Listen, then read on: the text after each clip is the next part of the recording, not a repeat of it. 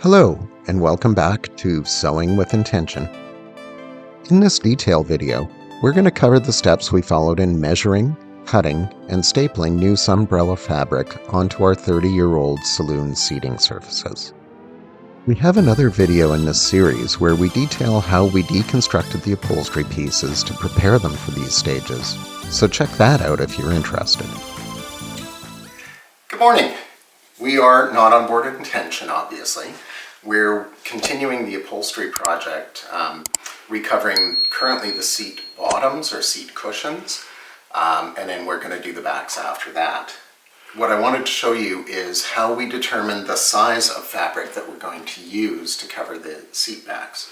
So I've got a flexible tape measure here, and what we want when we're done is for the fabric to compress this foam here and then to stretch over beyond the staple line mark previously. You can see that they stapled at about 2 inches from the edge, and we want to go at least 3 inches so that we can staple into good solid wood. So I'm going to take my flexible tape measure here, slide it under the cushion, make sure it's more or less straight. Put one edge at 3 inches from the edge and go to the other edge, and I get about 58, 59 inches wide. If I do that same measurement along this edge, starting with this measurement at 3 inches, then I come over here and I get 34 inches, so 37 inches, including the 3 inches of overlap. So if I have a panel that's 37 by 59, that will be more than enough to give us room to stretch the fabric onto the bottom and then staple it. In addition to these measurements, we drew a center line on this seat bottom because the new upholstery featured a French seam holding 2 other panels together. You can see how we did that in our French seam detail video already posted. This center line was used to align the French seam so that it was even and centered on the finished seat bottom. Note, we didn't film any of the steps involved in stapling the covers on the seat bottoms. They were bigger and harder to work with, and so we needed all 4 of our hands to do that task. The steps we followed were the same as you'll see in the seat back stapling shown in this video, though. And besides, there's much better reupholstery videos out there on YouTube if you want to see the best methods for reupholstering. Hi, I'm supposed to give a little explanation of the hot knife. This thing is worth its weight in gold. We've only used it a couple of times for some cuts, but when you're cutting Sunbrella, it is spectacular and it's super easy, so I will show you. Why is it spectacular? Because it cuts and seals the material at the same time, so you don't have to worry about fraying or any of that stuff. Great. Yep. Okay, here we go. It heats up in about 0 seconds. Oh, yeah, you're supposed to have it on the line. You have to have like either metal or glass underneath. And you just go along and cut.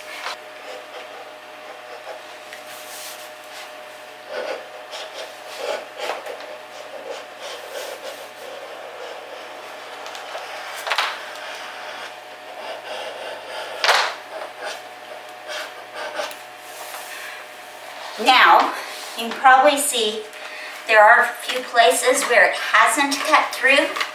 Sometimes those places are just tiny and they're good, but here's a bigger chunk. So what I do in that case is just go over it again, and voila, it is perfection. So that is how beautiful this little knife is. We're going to move along to recovering the seat backs here. The process is pretty much the same as the seat bottoms, but you might hear me refer to details of the seat back redesign that we did. Check out that detailed video if you're curious. One additional step that I'm taking here is to use this cardboard tack strip along the top of the fabric. That's just going to reinforce it when it's stapled into the back of the seat back. Also, the seat back is a little bit on the thin side there. The wood is fairly thin, so that's going to keep the edges of the staples from sticking through. So I'm going to cut the size of cardboard tack strip I want, and then I'm going to use that seam stick again to attach it along the top. It'll help me get it nice and straight where I need it. So I have the cardboard tack strip attached, I have the Velcro attached. What I've done is I've marked the center lines of the back in the long dimension. I've also marked this 3-inch part. That's where the top is going to fold over to. So what I'm going to do now is turn this over and get this kind of centered on the piece. And you can see I've got that folded way too far. So I'm going to just adjust this a little bit. This is where the cardboard tack strip really helps because it gives more strength to that edge.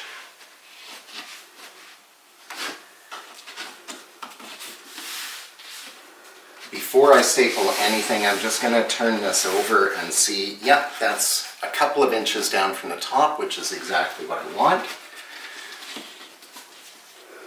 So I'm going to use my handy dandy staple gun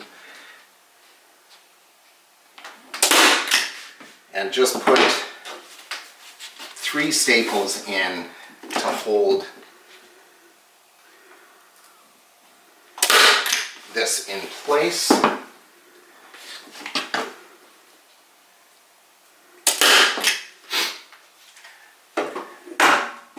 Then what I'm going to do is smooth the fabric over this top, which is the most visible part of the upholstery, and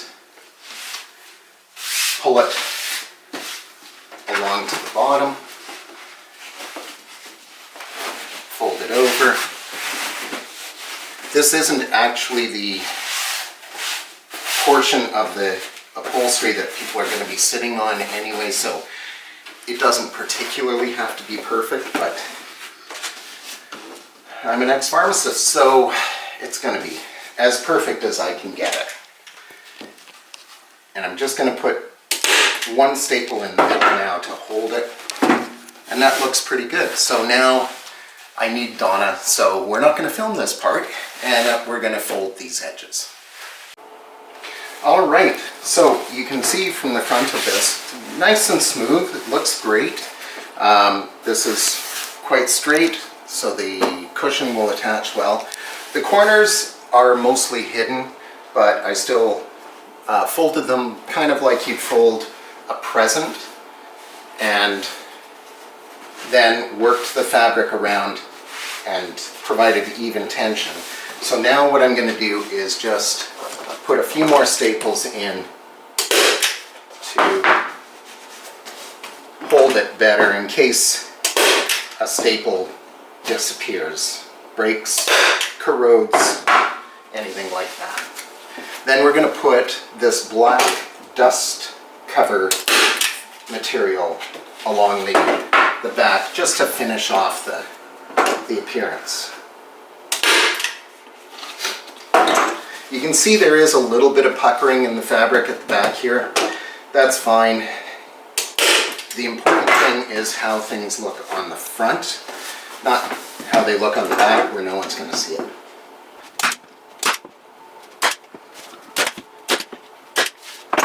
So there we go. That's pretty well stitched. Now we're going to take this piece of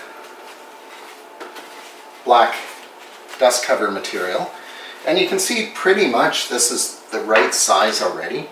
I'm just going to trim off this edge.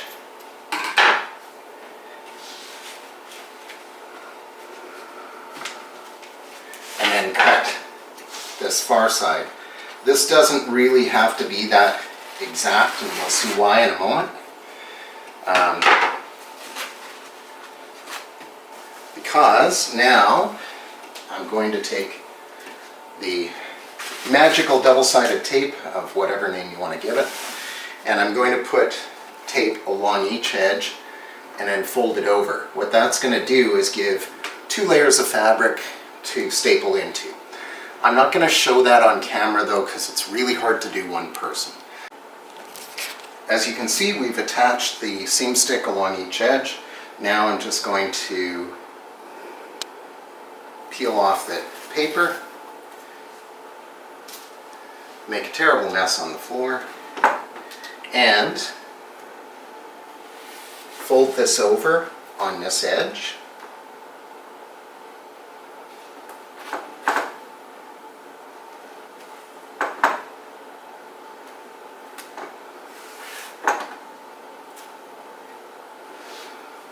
The nice thing about this seam stick is that if things go where you don't want them, you can really just peel it up and start again. There's obviously a limited opportunity for you to do that before the adhesive doesn't work, but for this application, it works great.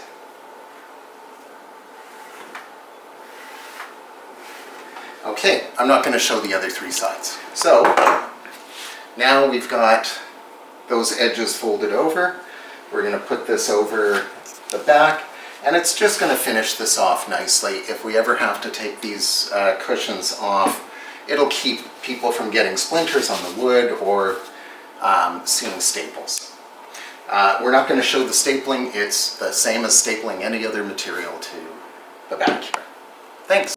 I took some pictures for documentation purposes, and they might give you a better idea of some of the details that we incorporated into our reupholstery project. First, there were a few spots where the seat backs hang on metal brackets attached to the boat. You can see here where we had to relieve the Sunbrella around one of those holes after stapling it in place. I used some scraps of Sunbrella and fashioned these protective patches so that the dust cover material didn't get worn out as the seat backs were taken off and put back on again. I sewed small hems in 4-inch squares of Sunbrella, then cut diagonal slits in a 2-inch square centered in that piece. I folded the cuts out and hemmed the inside square, then stapled them to the seat backs where the bracket went through holes in the seat back.